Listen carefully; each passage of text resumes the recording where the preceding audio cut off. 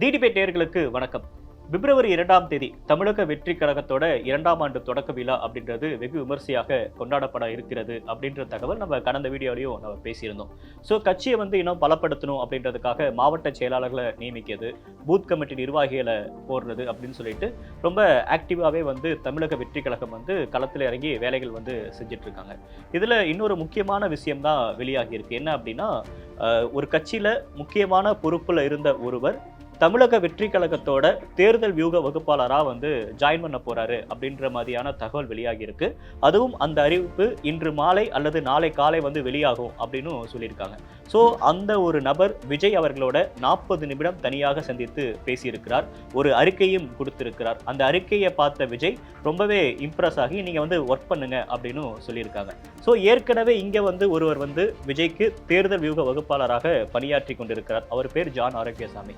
அவருடைய ரோல் என்னவாக போகுது? இவர் 2 பேருமே சேர்ந்து கட்சியை வளர்க்க போறாங்களா அல்லது ஜான் ஆரோக்கியசாமி ஓரம் கட்டப்படுறாரா அப்படின்ற மாதிரி பல விஷயங்கள் பேசப்படுது.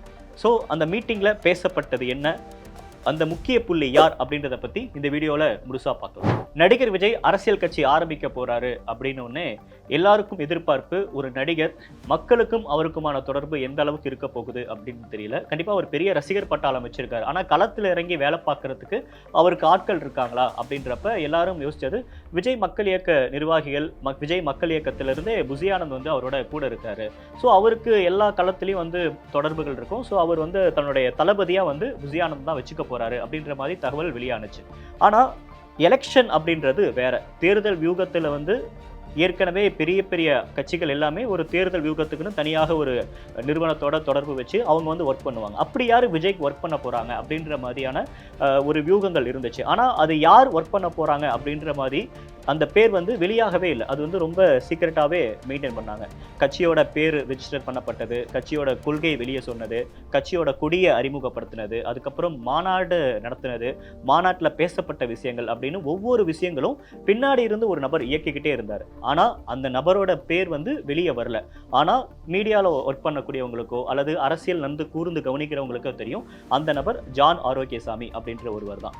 ஜான் ஆரோக்கியசாமி விஜய் அவர்களோட ஜாயின் பண்ணதுக்கு அப்புறமா தமிழக வெற்றி கழகம் ஒரு சில விஷயங்களை முன்னிறுத்தி தன்னோட அரசியல் நகர்வுகளை நகர்த்த ஆரம்பிச்சாங்க. குறிப்பாக கொள்கை தலைவராக அம்பேத்கர், பெரியாரை கொண்டு வந்ததாகட்டும், அதுக்கப்புறம் ஆட்சியிலும் பங்கு, அதிகாரத்திலும் பங்கு, அதுக்கப்புறம் கூட்டணிக்கு யார் வேணாலும் வரலாமே அப்படின்னு விஜய் பேசின அந்த ஒரு ஸ்டேட்மெண்ட், இது எல்லாமே ஜான் ஆரோக்கியசாமி பின்னாடியிலிருந்து விஜய் இயக்குறார் அப்படின்றது தான் நம்மளுக்கு பொதுவாக பார்க்கப்படும். ஒரு பக்கம் ஜான் ஆரோக்கியசாமி தேர்தல் வியூக வகுப்பாளராக விஜய் அவர்களுக்கு ஆலோசனைகளை வழங்குவார். அதை செயல்படுத்துவ நபராக கட்சியோட பொதுச் செயலாளராக இருக்கக்கூடிய புசி ஆனந்த் அவர்கள் களத்தில் இறங்கி வேலை செய்வார். இப்படிதான் பொதுவாக பார்க்கப்பட்டுச்சு. ஆனா சில மாதங்களுக்கு முன்பு ஒரு ஆடியோ வெளியானுச்சு. அந்த ஆடியோ எல்லாரும் கேட்டிருப்பீங்க. அதுல ஜான் ஆரோக்கியசாமி தமிழக வெற்றி கழக நிர்வாகி ஒருத்தர்கிட்ட பேசின ஆடியோ தான் அது. அந்த ஆடியோ உண்மையா இல்லை அந்த ஆடியோவில் பேசப்பட்ட விஷயங்கள் உண்மையா அப்படின்ற அந்த ஒரு தளத்துக்கு நம்ம போக வேணாம்.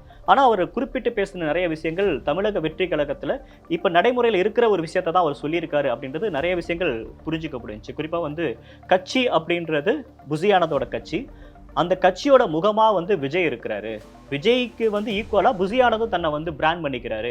இது ரொம்ப தப்பான ஒரு முடிவு. இப்படியே போச்சு அப்படின்னா இந்த கட்சி 2% கூட ஓட்டு தாண்டாது அப்படின்னு சொல்லிட்டு ஜான் ஆரோக்கியசாமி பேசின ஒரு ஆடியோ அப்படின்றது ஒரு பெரிய சர்ச்சையை ஏற்படுத்துச்சு. உடனே எல்லாரும் சொன்னாங்க, இது உண்மையாலுமே புசி ஆனந்துக்கு எகென்ஸ்டா ஜான் ஆரோக்கியசாமி காய் நகர்த்துறாரா அப்படின்ற மாதிரி பேசு பொருளா அடிபட்டுச்சு. ஆனா இதுல உண்மையான பிரச்சனை என்ன அப்படின்னா, யார் நம்பர் 2வா விஜய் கிட்ட இருக்கிறது அப்படின்ற பிரச்சனை தான். 2009 இருந்து விஜயோட கூட பயணிக்கிறாரு புசி ஆனந்த். அவர் விஜய் அவர்களுக்கு நெருக்கமாக இருக்கிறார். இன்னொரு பக்கம் தேர்தல் வியூக வகுப்பாளராக ஒவ்வொரு அப்டேட்டும் விஜய் கிட்ட கலந்து ஆலோசிக்கிற இடத்துல ஜான் ஆரோக்கியசாமி இருக்காரு. யார் 2வது இடத்துல இருக்கிறது அப்படின்ற போட்டி, அந்த ஈகோ கிளாஸ் தான் இந்த ஒரு ஆடியோ வெளியானதுக்கான காரணம் அப்படின்றது நம்மளால எளிதாவே புரிஞ்சுக்க முடிஞ்சு. ஜான் ஆரோக்கியசாமி கட்சியை பத்தி இப்படி பேசிட்டாரு. விஜய் அவர்களுடைய ரசிகர்கள் பத்தி, தமிழக வெற்றி கழகத்தோட நிர்வாகிகள் பத்தி அவர் பேசின ஆடியோ அப்படின்றது பெரிய சர்ச்சையை ஏற்படுத்துச்சு. இதுல தான் ஒரு முக்கியமான முடிவு விஜய் அவர்கள் எடுத்திருக்காரு. இந்த பிரச்சனை அப்படின்றது ஜான் ஆரோக்கியசாமிக்கும் புசி ஆனந்த் அவர்களுக்கும் நடுவில் ஏதோ ஒரு பிரச்சனை போகுது. இப்படியே போச்சு அப்படின்னா கட்சிக்கு நல்லதில்லை அப்படின்றத விஜய் முடிவு பண்ணியிருக்காரு. சில தினங்களுக்கு முன்பு பனையூரில் நடந்த மீட்டிங்ல கூட புசி ஆனந்த் அவர்களை வெளியே அனுப்பிட்டு மாவட்ட செயலாளர்களோட தனியாக மீட்டிங் நடத்தினார். அந்த அளவுக்கு விஜய் ஒரு கால்குலேட்டிவா யோசிச்சிருக்காரு. ஸோ இதில் முக்கியமான விஷயம் என்ன அப்படின்னா, ஒரு கட்சியில் முக்கியமான பொறுப்பில் இருந்து இந்த வருஷம் அரசியலை நீங்கள் எடுத்து பார்த்தீங்க அப்படின்னா, ஒரு அதிர்வலைகளை ஏற்படுத்தக்கூடிய அரசியல்வாதி அப்படின்னா நீங்கள் கண்ணை மூடிட்டு ஆதவ் அர்ஜுனா அப்படின்னு சொல்லலாம். விசிகாவில் துணை பொதுச் செயலராக இருந்தார். அவர் விசிகாவிலிருந்து கூட்டணி கட்சியான திமுகவை நோக்கி எழுப்பிய கேள்விகள் அப்படின்றது கூட்டணிக்குள்ளேயே சலசலப்பை ஏற்படுத்துச்சு. அது விவாதமானுச்சு. எல்லா மெயின் ஸ்ட்ரீம் மீடியாவும் அதை எடுத்து டிபேட் பண்ணாங்க. ஆதவ் அர்ஜுனா பேசுனது என்ன தப்பு அப்படின்னு பேசப்பட்டுச்சு, ஆதவ் அர்ஜுனா பேசுனது சரியா அப்படின்னு பேசப்பட்டுச்சு. இப்படி நிறைய விஷயங்கள் தொடர்ந்து நடந்துட்டு இருந்துச்சு. இந்த இதில் தான் ஆதவ் அர்ஜுனா விஜய் அவர்களை சந்தித்து 40 நிமிடம் பேசினது மட்டும் இல்லாமல் உங்கள் கட்சியில் ஒர்க் பண்ணதுக்கான வாய்ப்புகள் கொடுங்க அப்படின்னு கேட்டிருக்கிறதாகவும் சொல்லப்படுது. இதோட பின்னணி என்ன அப்படின்னு பார்த்தீங்க அப்படின்னா, ஆதவ் அர்ஜுனாவுக்கு தேர்தல் வியூகத்தில், அதாவது தேர்தல் களத்தில் வேலை பார்த்த ஒரு அனுபவமும் இருக்குது. கிட்டத்தட்ட 2019 நாடாளுமன்ற தேர்தல், 2021 சட்டமன்ற தேர்தல், இது வரைக்கும் அவர் திமுகவுக்கு வேலை பார்த்துருக்காரு. இன்னும் ஓப்பனாக சொல்லணும் அப்படின்னா 2011 2016 வரைக்கும் நமக்கு நாமே அப்படின்னு ஸ்டாலின் அவர் ஒரு நடைப்பயணம் பண்ணார். அந்த நடைப்பயணத்திலையும் ஆதவ் அர்ஜுனாவோட பங்கு முக்கியமான ஒரு பங்கு. ஸோ தேர்தல் களத்தில் ஒரு அனுபவம் வாய்ந்த ஒரு நபராக ஆதவ் அர்ஜுனா இருக்கிறார். அவர் விசிகாவுக்கு ஜாயின் பண்ணுறாரு. விசிகாவில் ஜாயின் பண்ண உடனே அவருக்கு ஒரு மாதத்திலேயே துணை பொதுச் செயலாளர் பொறுப்பு கொடுக்கப்படுது. அங்கே போனதுக்கப்புறமும் அவர் விசிகாவை பிராண்ட் பண்ணுறதுல ஒரு முக்கியமான ஒரு நபராக இருக்கிறார். குறிப்பாக சொல்லணும் அப்படின்னா, திருச்சியில் நடந்த ஜனநாயக வெல்லும் மாநாடு ஆகட்டும், மது ஒழிப்பு மாநாடு, இப்படி நிறைய கட்சியை அடுத்த கட்டத்துக்கு கொண்டு போகிறதுக்காக நிறைய முயற்சிகளை ஆதவ் அர்ஜுனா மேற்கொண்டார். ஆனால் அவர் தெரிவித்த கருத்துக்கள் எல்லாமே பேசுபொருளாக மாறினுச்சு. உதயநிதி அவர்கள் குறித்து பேசினது, மன்னராட்சி அப்படின்னு பேசினது, இது எல்லாமே கட்சிக்குள்ள ஒரு சலசலப்பை ஏற்படுத்திட்டே இருந்துச்சு. இந்த நிலையில தான் டிசம்பர் 6ஆம் தேதி எல்லாருக்குமான தலைவர் அம்பேத்கர் அப்படின்ற ஒரு நூல் வெளியிட்டாங்க. அந்த நூல் வெளியிட்டதுக்கு ஆரம்பத்தில் அழைத்தது விடுதலை சிறுத்தைகள் கட்சியோட தலைவராக இருக்கக்கூடிய திருமாவளவன் அவர்களையும் விஜய் அவர்களையும் ஒரே மேடையில் நிறுத்தணும் அப்படின்றது தான் ஆதவ் அர்ஜுனாவோட எண்ணமாக இருந்துச்சு. அதுக்கப்புறம் அதுக்கு பின்னாடி நடந்த அரசியல், அதுக்கப்புறம் அதுக்கு பின்னாடி நடந்த பேசுபொருள் எல்லாரும் தெரிஞ்ச ஒரு கதை தான். ஸோ அதை நான் எகைன் பேச போறதில்லை. அந்த ஒரு இன்சிடென்ட்டுக்கு அப்புறமா கட்சியிலிருந்து நீக்கப்படுகிறார். டிசம்பர் 9ஆம் தேதி இடைநீக்கம் செய்யப்படுகிறார். அதுக்கப்புறம் நான் கட்சியிலிருந்து விலகிறேன் அப்படின்னு ஆதவ் அர்ஜுனா சொன்னார். ஆனால் ஆதவ் அர்ஜுனா விலகிறாரு அப்படின்னு அறிவித்த உடனேயே இன்னொரு வியூகத்தில் பல சந்தேகங்கள் இருந்துச்சு. என்ன அப்படின்னா, விஜய் அவர்களுடைய தமிழக வெற்றி கழகத்துக்கு ஆதவ் அர்ஜுனாவோட வாய்ஸ் ஆஃப் காமன் வேலை பார்க்க போகுதா அப்படின்ற ஒரு கேள்வி இருந்துச்சு.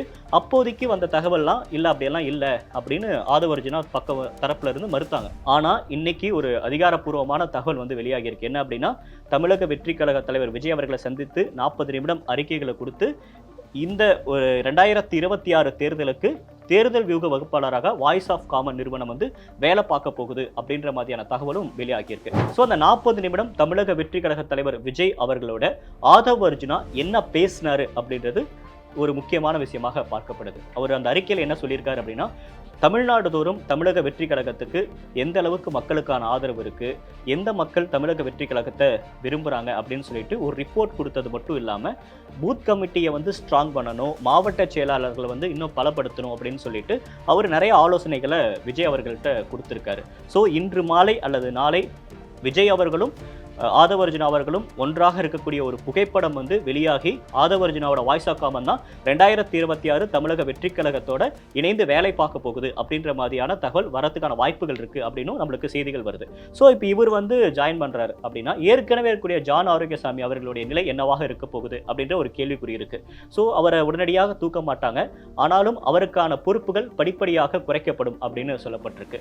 ஆதவ் அர்ஜுனா கட்சியில ஜாயின் பண்றாரு அப்படின்னா அவருக்கான அசைன்மெண்ட் என்ன கொடுக்கப்பட்டிருக்கு அப்படின்னா, கட்சியை பலப்படுத்துறதுக்கான அசைன்மெண்ட் தான் ஆதவ் அர்ஜுனாவுக்கு கொடுக்கப்பட்டிருக்கு. நீங்கள் மாவட்ட செயலாளர்களை நியமிக்கிறதுலாகட்டும், அதுக்கப்புறம் பூத் கமிட்டி நிர்வாகிகள், அதுக்கப்புறம் மற்ற கட்சியில் இருக்கிறவங்கள தமிழக வெற்றி கழகத்தை நோக்கி கொண்டு வரும். அதாவது மற்ற கட்சியில் ஒரு புகழ்பெற்ற நபராக இருந்து இப்போ சேச்சுரேட் பாயிண்ட்ல இருக்கிற அவங்க எல்லாத்தையும் தேடி கண்டுபிடிச்சு தமிழக வெற்றி கழகத்தில் இணைக்கணும் அப்படின்ற ஒரு அசைன்மெண்ட்டும் கொடுக்கப்பட்டிருக்கு. இதெல்லாம் தான் ஆதவ் அர்ஜுனா கொடுக்கப்பட்ட அசைன்மெண்ட் அப்படின்னு சொல்லப்படுது.